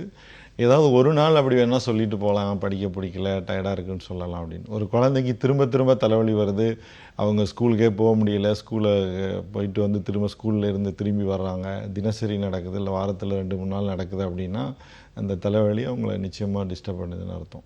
இந்த மைக்ரைன் ஒத்த தலைவலி பெரியவங்களுக்கு வர்ற மாதிரி குழந்தைகளுக்கும் வரலாம். பட் ஸ்ட்ரெஸ் ரிலேட்டட் ஹெட்டேக் ஜென்ரலாக ரொம்ப ரேர் குழந்தைகளில். இப்போ பெரியவங்களுக்கெல்லாம் வேலையினால் ஸ்ட்ரெஸ்ஸு, வேறு குடும்ப பிரச்சனையால் ஸ்ட்ரெஸ், அந்த மாதிரி ஸ்ட்ரெஸ்னால் வர ஹெட்டேக் ஜென்ரலாக குறைவு. அதுக்கு பதிலாக இயற்கையாக இந்த மாதிரி வர்ற தலைவலி ரொம்ப முக்கியம். அது குழந்தைகளுக்கு நிச்சயமாக வரும். இதில் தலைவலியில் என்ன ஒரி அப்படின்னா, பெற்றோர்களுக்கும் எல்லாருக்குமே ஒரி என்னென்னா, வேறு ஏதாவது ஒரு பிரெயினில் கட்டியிருக்குமோ அப்படிங்கிற பயம். இப்போ அது மாதிரி தான் ஆலோசனையும் போது அந்த வலியோட தன்மை எப்படி வருது என்ன அப்படிங்கிறத பார்க்க வேண்டியிருக்கும். ரொம்ப நாள்பட தலைவலி இருந்துச்சுன்னா அவசியம் ஒரு ஸ்கேன் எடுத்து பிரெயின் நல்லா இருக்குன்னு பார்த்து வச்சுக்கிறது நல்லது. இப்போ உதாரணத்துக்கு 3 மாதமாக ஹெட்டேக் போயிட்டுருக்கு, 6 மாதமாக போயிட்டுருக்கு அப்படின்னா எல்லாமே ஸ்கூலையோ இல்லை படிக்கிறத பற்றி ப்ளேம் பண்ணி நம்ம தள்ளி போட முடியாது. அதை கொஞ்சம் நம்ம சீரியஸாக எடுத்து, என்ன ஒரு சிம்பிள் ஸ்கேன்லேயே தெரிஞ்சு போயிடும். ஒரு சிடி ஸ்கேனே பண்ணால் ஒரு கட்டி இருக்குன்னா இல்லை இருக்குன்னு தெரிஞ்சு போயிடும். அதுக்கப்புறம் அது ரொம்ப கவலைப்பட வேண்டியதில்லை. பட் அந்த வலி அந்த குழந்தைய பாதிச்சுட்டு தான் இருக்கும். ஸ்கூல் போகிறதா இருக்கட்டும், படிக்கிறதா இருக்கட்டும், டெய்லி நியூசன்ஸாக இருக்கும். அந்த வர ஃப்ரீக்வன்சியை நம்ம மாத்திரை கொடுத்து குறைக்க முடியும்.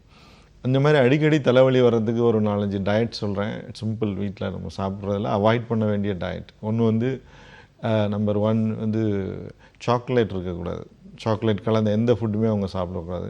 Number 2 citrus fruits, orange, lemon, சாத்துக்குடி, பழமோ ஜூஸோ அவங்க இருக்கக்கூடாது. மற்ற பழங்கள் சாப்பிடலாம். காஃபி, டீ இருக்கக்கூடாது. 4th சீஸ் சாப்பிடக்கூடாது. பீஸாவோ இல்லை சீஸ் கலந்த ஃபுட்டு எதுவும் சாப்பிடக்கூடாது. ஃபைனலாக இந்த கோக் பேஸ்ட் ட்ரிங்க்ஸ். இன்னொரு காமனான ப்ராப்ளம் நான் இப்போ பார்க்குறது இந்த ஸ்லீப் சைக்கிள். நிறைய பேர் ரொம்ப டிஸ்டர்ப்டாக இருக்காங்க. ரொம்ப லேட்டாக தூங்குறது, காலையில் சீக்கிரம் எழுந்திரிக்கிறது. குழந்தைங்களுக்கு இன்னும் குறைஞ்சது 8 to 10 மணி நேரம் எந்த குழந்தையும் தூங்கி ஆகணும். குறைஞ்சது 8 மணி நேரம். நிறைய குழந்தைங்க, ஸ்கூல் போகிற குழந்தைங்க 8 மணி நேரம் கூட தூங்க மாட்டேங்கிறாங்க. இந்த தலைவலி வர குழந்தைங்க இந்த மாதிரி கம்மியான தூக்கத்தோடு இருந்தாங்கன்னா அவங்களுக்கு அடிக்கடி ஹெட்டேக் வருது. ஸோ அதுவும் நிறைய பேர் டிவி பார்த்தோம், ஏதாவது கேட்ஜெட்ஸ், கேம் விளையாண்டோம் தூங்குறதுக்கு முன்னாடிங்க இல்லை, ஆட்டோமேட்டிக்காக அதில் இருக்க எக்ஸைட்மெண்ட்டில் அவங்க ஸ்லீப்பை கட் பண்ணிடுவாங்க. அது என்ன ஆகும், சைலண்டாக இந்த மாதிரி பிரெயின் ரெஸ்ட் எடுக்காததுனால நாள் கணக்காக அந்த ஹெட்டேக்கை ஸ்டார்ட் பண்ணிவிடும். அதை குறைச்சாவே நிறைய மாற்றங்கள் வரும். குழந்தைங்களோட உணவு பழக்கங்கள் மட்டும் இல்லாமல் அவங்க நார்மலாக வாழ்க்கையில் தூங்குற பழக்கங்களை கூட மாற்ற வேண்டியது அவசியம் முக்கியமாக இருக்குது. அதுதான் தலைவலிக்கு இன்னொரு காரணமாகவும் இருக்கலாம் டாக்டர் சொல்லியிருக்காரு. தொடர்ந்து அடுத்த நேரம் லைனில் காத்துட்டு இருக்காங்க, அவங்க கிட்ட பேசலாம். குட் மார்னிங், டாக்டர் ஆன் கால். வணக்கங்க. வணக்கம், சொல்லுங்கம்மா. உங்க பேர் என்ன, எங்கேருந்து கால் பண்ணுறீங்க? மதுரையில இருந்து இந்திரா பேசுறேங்க. ஓகேம்மா, உங்களோட கேள்விகளை நீங்கள் தொடர்ந்து கேட்கலாம், டாக்டர் இருக்காங்க, பேசலாம். சொல்லுங்கம்மா. வணக்கம் சார். என்னோட கணவர் இப்ப 3 மாசத்துக்கு முன்னாடி பேரலிசிஸ் அட்டாக்னு சொன்னாங்க. திடீர்னு ஒரு பக்கம் வரல. அப்புறம் உடனே பெட்ல சேர்த்து எல்லா ட்ரீட்மெண்ட்டும் கொடுத்தோம். 3 மாசம் மருந்து சாப்பிட சொன்னாங்க. ஆனா இன்னும் மதப்பு குறையவே இல்லை அப்படிங்கிறாரு. ஒரு பக்கம் முழுதும் மதப்பு இருக்கு அப்படிங்கிறாங்க. அந்த சைடு கை காலை பயன்படுத்துறாராமா? 3 மாசமாவே இல்லை, அந்த சைடு எந்த பக்கம் பாதிச்சதோ அந்த கை காலை பயன்படுத்தி ஏதாவது வேலை செய்ய முடியுதா? நடக்கிறாங்க, கொஞ்சம் இழுத்து தான் நடக்கிற மாதிரி இருக்கு. இது அதான் ரெகுலராக வர எல்லாருக்கும் பெரியவங்களுக்கு வர ஸ்ட்ரோக், பேரலைசிஸ் அட்டாக் மாதிரி. இப்போ இது வந்து இப்போ நீங்கள் சாப்பிட்டுட்டு இருக்க மருந்து வந்து இனிமே வரவிடாமல் பார்த்துக்கிறதுமா, ஏற்பட்ட பாதிப்பை மாற்றாதுமா. அது வந்து கொஞ்சம் எக்ஸசைஸ்லாம் பண்ணி. மூளையில போற நரம்புல ரத்தம் ஒரு உறைஞ்சிருக்குன்னாங்க.